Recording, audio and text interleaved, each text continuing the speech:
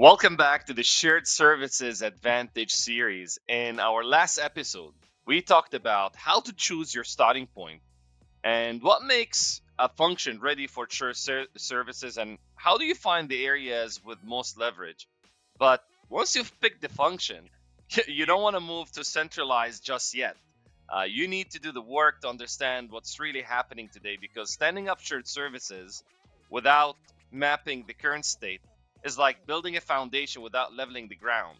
You may have great intentions, but if you don't understand how things work, you're just shifting chaos. So, in today's episode, we're going to be walking through 5 practical steps. We're going to get tactical today to give you the visibility, insight, and the structure to consolidate with confidence and build a clear roadmap for what comes next. And as always, joining me on these episodes is Gyner Ozgul, CEO of Fortis Fire, and he's in Good, uniform good. today. I am in the Gyner, how are you sunny doing? state of Florida, hence the little red face right now. I don't know if that's warmth or the sun hitting me today. So I'm in the hotel room, so it's a little less busy in the background. Beautiful. So you should be bringing the heat today. We usually talk to you when it's all freezing and it's snowy.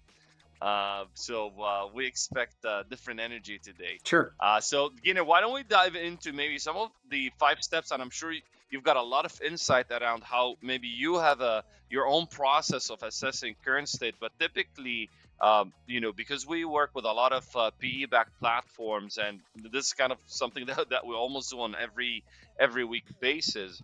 The first step we take is really inventorying, who's doing what, where, and at what cost. So, we start, and this is where you want to pull up a spreadsheet. Yep. And you want to start at the brand level, then drill into the branch, and then into the function. So, for example, if you've got 3 acquisitions, each with multiple branches, and each branch has its own billing department, that's a signal. But you need to see it on paper. So what you want to produce in this step is a function level inventory across brands and branches. And I'll give you the columns that you want to have on the spreadsheet, and I'll make sure to include a sample spreadsheets in the description. But you want to first list the function, billing, collection, customer service, whatever, right? So the first column is a function. Then you want to have the brand, the branch, the FTE count, the tools or the systems that you're using, like NetSuite, IFS, Origo, whatever. Put it in there. Then you want to put the location. Is it onshore, offshore, remote? Right? Make sure you list the location. Then you want to have the loaded cost per FTE. Okay.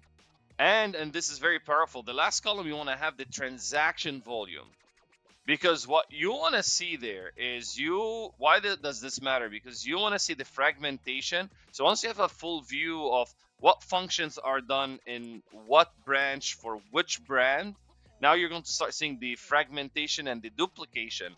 And most importantly, the uneven cost to output ratios.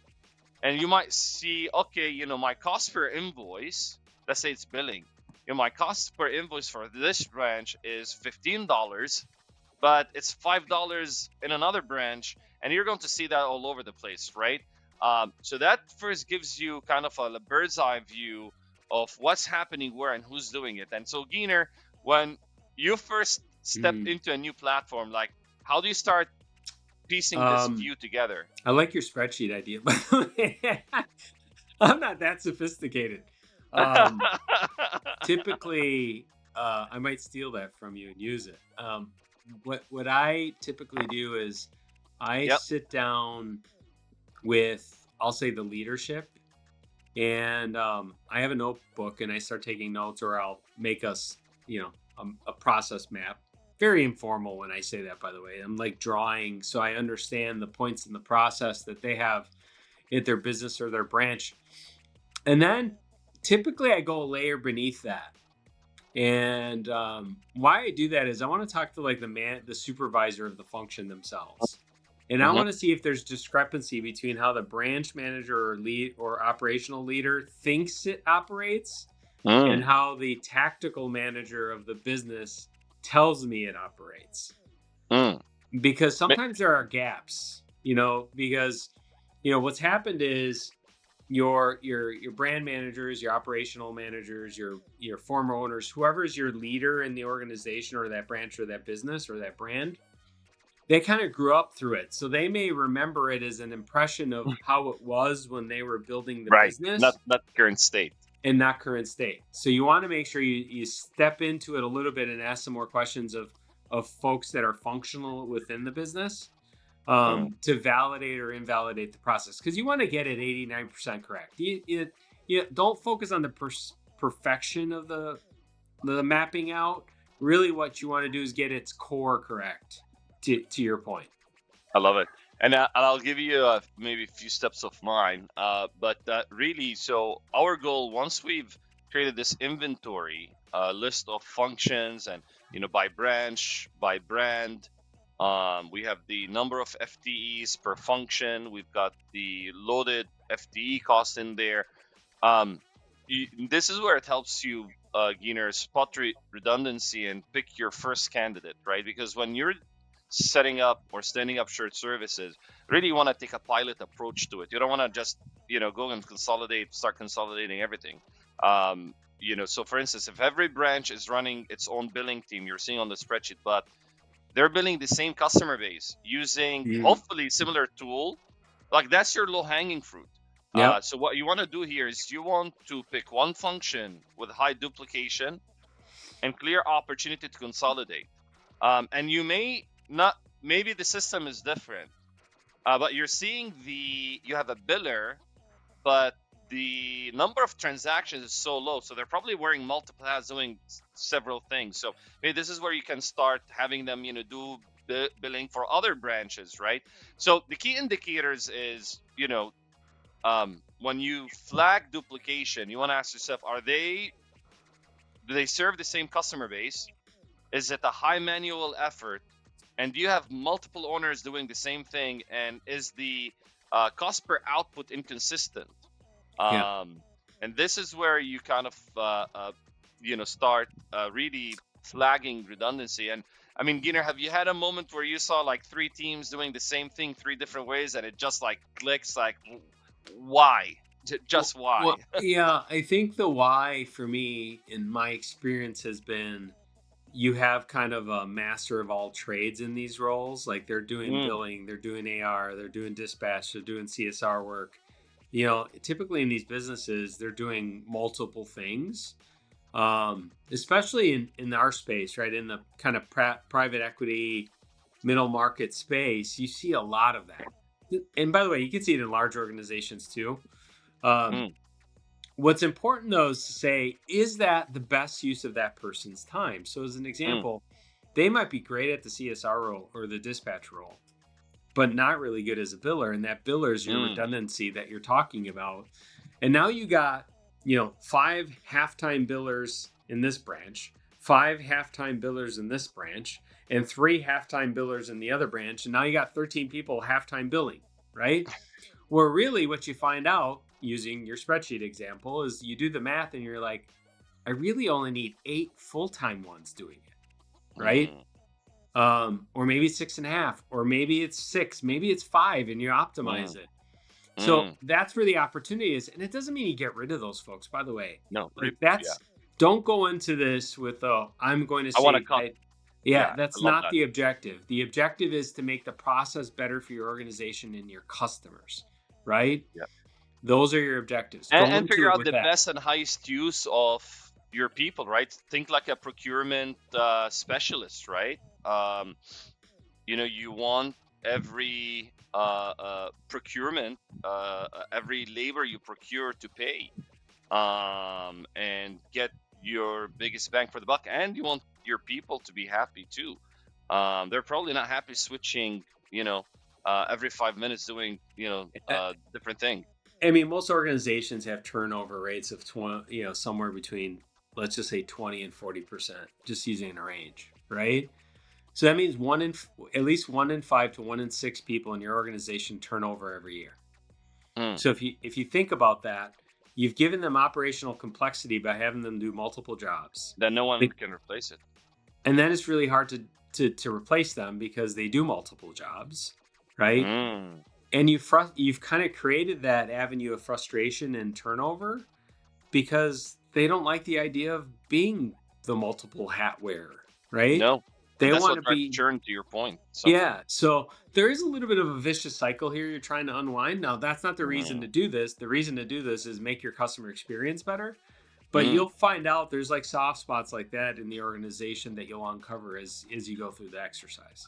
I love that you're touching on the customer experience. And you know what? A lot of times, what's good for the customer is also good for the employees. It's not just the customer experience, but it's also the employee experience. So, so now once you've really picked your starting point, and it's like, okay, billing. Now it's time to really go deeper to really understand how the work is getting done across the business. This is what you just mentioned, Gyner. You want to map the current process across the different brands, right? And if we want to get fancy, right, we use a value stream map, but it doesn't have to be a value stream map. And there's a lot of books and a lot of YouTube videos out there on how to do a value stream map. In fact, if you want to help, feel free to reach out. But you don't want to do this in isolation. You want to sit down with each team and have them walk you through it step by step. And frankly, ideally, you are going and seeing it for yourself. You're going to that branch and you're seeing how the process is actually working in real time, and it's what we call going to the Gemba. You want to observe it real hand, or first hand rather, to see what's real, because sometimes people say it is how it is, but it's not really how it is. So what you want to produce is you want to have the start and the end point. What's step 1? What's step 2? What's step 3? You want to know the handoffs, right? And this is where if you want to get a little bit fancy, you can do a swim lane. Bill does step 1, and then John does step 2, and then it goes back to Bill, and he does 3 steps. So you kind of map out the process, and you want to also flag the systems as well. And this is really key. You want to see, okay, for each of these steps, which systems or spreadsheets, in a lot of instances, or handbooks sometimes. You would be surprised. What tools are we using? And by the way, or people in their head. And because this really helps you expose variation, because once you have these maps per branch, now you can compare and contrast and put it against each other, and it becomes your source of truth of what's going on the ground. But here's the real challenge, and Gyner, I would love your insights on this. How do you sell this internally? Oh yeah.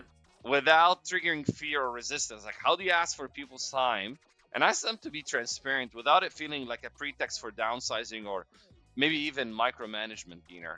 Yeah, I think you have to. It's going to be a little case by case, but like using an example I gave earlier, let's just say your organization has some level of turnover in those support staffs. You should lean into that a little bit to say you're trying to solve that problem with them, right? By bringing in resources to help carve out a nuance of their job that is really difficult for them to do every single day, just because they have so many other priorities, right? So I think there's a messaging within process simplification that helps them understand, like, I am trying to build a better role for you in my organization with longevity so you don't want to leave, right? And a better customer experience for us so we can continue to grow this organization at scale. Like, I used a lot of fancy words there, being very, very clear. I would do it a little bit more rudimentary. That's not to say they don't like the fancy words, but sometimes they feel like when you use those words, you're trying to like trick them into something. And, the message in front of them might look like, hey, last week Sue quit. And one of the things we heard from Sue when she left is like, it's just too much. You guys have me doing these 3 things. You keep adding new customers. It's getting more complicated. And, it's got to be too much for me. And then you start to say, I bet some of you feel the same way Sue did. And we're going to continue to grow. And that's not going to get easier as we grow as an organization, right? So the way we fix that is we map out these processes together, and we bring in resources that can take a portion of this away from us so that we can focus on the areas that we feel we bring the greatest strength to our customers and our people, right? That to me is the message, I right? love that. You want to show them the intent, the real intent. And I think we can have another episode on just that, the messaging, the change management, and how do you navigate these people conversation. I love that, Gyner. So you've got your process map. Yep. And that's really when the real power starts to show, because now you can line them up side by side and see what's actually different. Because I mean, there's no innovation in billing, there's no innovation in dispatch, dispatch is dispatch, customer service, billing is billing. That's not the area to innovate. Right. So you want to compare variation and assess what's working, what's broken, what's missing, and frankly, where's the best practice? Why is the cost per invoice here lower? And why is the output higher and the quality is better, right? There's sometimes people do things that they don't just recognize that they're doing it so well, and this is where you can start building that platform playbook. And maybe that's could be part of even your messaging. Hey, we're trying to figure out what is the best way to do something, and come together and learn from each other. Hundreds of years, or over hundreds of years worth of experiences sitting in this room collectively as a platform. Wouldn't it be smart for us to get together and share what's working for us in certain areas, and then create a playbook, and tap into that collective genius? So I think that can even be part of the messaging. So then it's like you want to put your value stream maps next to each other and assess what are the extra steps. Are we doing billing here in 3, but here we're doing it in 10? What are the gaps, right? Where are the handoffs? Where's the wait time? What are the quality issues? Where are the billing where's the billing going wrong? Missing information, missing labor, wrong pricing, delays, right? Who's doing more? Who's doing less? Where's the process clear? Where is it messier? So this is when you start having like a rag tag, right? Red, amber, green. Green is like it's working and it's consistent, right? And you want to have it almost at every step. This is yellow, it's consistent or high friction, and red obviously is broken or undefined, because this is your foundation for what we call standardization. You're standardizing the process, the system, the people, and that's so key. Before you start trying to consolidate, that you first standardize. In an ideal world, you're standardizing before you consolidate, and that brings up a big question. How do you get everyone aligned on the one best way? How do you overcome the pushback? Hey, we're different. This won't work here. We've always done it like this. I'm sure you've heard these 100 times, Gyner. So how do you build the case for one standard without losing the local trust and the local, secret sauce? You have to show them. So my experience, right? We brought in like 2 external resources at one point. And we, before we started with them, we mapped out the process with them, or actually I should say better yet, we brought them in and they helped us map our processes, because we were a little immature in process mapping. But once we were done with that, we showed them the efficacy of it, right? And you have to start small. You have to, I've said this a couple times on this show. The objective here is not to splash. The objective is to get people to buy into this, to see the change is a good thing for them and for the business and for the customer, right? So it's like, you got to start small. You got to say, hey, we're going to try this with this customer. We're going to try the new process with one customer, right? And a little bit when you were talking earlier, it spurred a thought. There's a lot of rework that happens in your process that you, as an organizational leader, you don't see, because you're so tied up in other things. So a customer calls, hidden factories. Yeah, but it's I dispute an invoice because there was an extra trip charge or an extra quarter hour of labor, or the parts pricing was off by $1 or whatever it is, right? And what happens typically is they call into your billing or your CSR, and your CSR handles it and says, okay, I'll have someone call you back. Touch point, right? Error, touch point. Now the person calling you back, second touch point. Right. And that's all cost. That's all cost, delay, customer frustration, tech frustration. It's just right. And now I reissue the invoice with all the corrections on it. Now it's third three touch weeks, 4 point. weeks And into the your billing DSO is cycle. actually worse because you're reissuing the invoice. So technically you're resetting the clock on your DSO. You typically Right. don't measure it that way. Exactly. And that's the Um, shortcut that and that's a sometimes customers shortcut, take. But anyway, right? But you get that's my another point. conversation. My point is like, you got to show them a path where a lot of that friction starts to Mm. get reduced, right? Frankly, show them and it's, almost twist the knife, show them the pain, highlight it, make it so jarring that they just can't ignore it, right? Yeah, That's why that's right. maybe I'm a very forceful, No, but it's like but they you get, gotta show them the pain. You gotta show them the pain, like, and the pain of not changing. The yeah. pain, and maybe not their pain, but the pain of their employees, and this is why we've been having churn, and that's why cash flow is so Don't, tight. the other thing is, don't make the assumption that they want to do this work. That's a faulty assumption. What do you Like, mean? Like, do the rework? You mean, like, yeah, sometimes they no, don't. Sometimes they were hired as a CSR and they're a biller, and they're like, I really don't want to be a biller. right? Like, don't oversell the negative of the change. Is my Mm, point. Because mm, validate or invalidate that assumption first too, because makes sense. you may be assuming you're taking something away from them that they want, Mm, and in fact, you're taking something away from them that they that they don't, appreciate.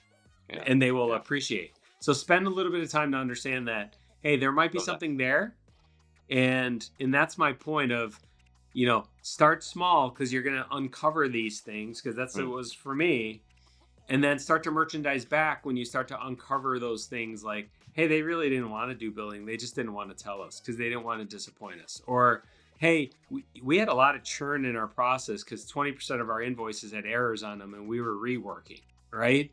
absolutely. You'll figure that out once you start making these small changes, and then merchandise that back. I love it. So think small wins before Yep. you go for the big transformation. I love it. So now that you've aligned on this, on the the one standard, really the final step is to define that future state and build the plan to get there. Um, And this is where really it's like, okay, let's now create the playbook, right? And let's build the shared services roadmap. This isn't about documentation. This is where you start taking action. And in this stage or this step, you want to produce a standardized future state process. Here's the ideal billing Yep. process. Here's the one way. And then not only here's the one way, here's what best in class looks like. Not because I'm saying so, but here's branch A. And here's what they're achieving. Here's their performance right now, and they're achieving that. So we all want to look at what's best in class, at least internally, right? That's an internal benchmark that you can refer to and say we all want to rise up to that benchmark, right? Yep. And here are the tools and systems. Hey, what the reason why they're able to get their they don't have a billing backlog is maybe they have a system that automates the creation or the sending out of the invoice or whatever, right? Here's the tool that at some point, and this is going to be probably a long-term project, but this is maybe the tool that we want to start, or the ERP system or whatever that we want to start thinking about. Do we want to adopt it platform-wise? And here's the role definition of the shared services team. It seems really, a central billing team or regional billing team, or you start shaping, right? You start shaping what is that shared services team design looks like, or org design looks like. And here's a phased transition roadmap. Here's the quick wins that we can achieve in 3 months, and those are typically process fixes, and people consolidation, role consolidation, and moving people around. Here are the cleanup items, and here's really the long-term transformation, like an ERP or a system deployment. And this is how you move from analysis to really rollout. So so now that you've got a target state, the question is, how do you turn that into momentum, right? How do you go from plan to execution? So Gyner, in your experience, like, how have you went from strategy to execution? From here's my shared service strategy, I know what we need to do, I know where we need to do it, we've got the business case. How do you build a centralized project management office? Do you assign internal project leads per function? Do you lean on your vendor if you have a BPO that's coming in and helping out? Like, how do Yeah. you rally the team to actually get it done now? I don't think the businesses that we talk about are big enough for a PMO. That's not to say they're not. I'm not opposed to that. I think you have to, like, that's the end of the spectrum that's really designed for larger businesses of scale. I think what you really need to do is decide on who the operating leadership of the oversight of this is going to be, just in Locally, general. so you're looking at the local brands. Yeah, well, or a person within your company that's going to do That's all of it for corporate. all the Corporate. brands, Yeah. Okay. right? So, or maybe within the businesses themselves, or there's a lot of variants of that, like that can be Depending on successful, right? right. Your you what you may find out in your process mapping is you have a really good biller, like Mm. she's amazing, she understands Mm. it, and she could end up leading this process and help driving it to Billing lead fruition, right? platform. I love that. Okay. Yeah, So this is yes, an opportunity to develop your people. You're saying, this is not nah, about reducing or no, about no, taking no. control away. It's really I love that. Look, the well, I'll call the financial benefits will come later, because as you Mm. scale this, remember, this is all about scaling. This whole series Mm. is about scaling, right? Yes. So today, your costs are embedded in your P&L the way they are. So that inefficiency is running through your P&L today. If you fix it now and you double your revenue, you have scaled your business the right way. All those folks have a really bright future with your organization, and you're now able to scale it effectively where you don't have to scale the inefficiency, right? I love it. So the cost aversion is an approach versus the cost elimination. And I people love can that. get behind that because the experience is better, and over time we're scaling the business better.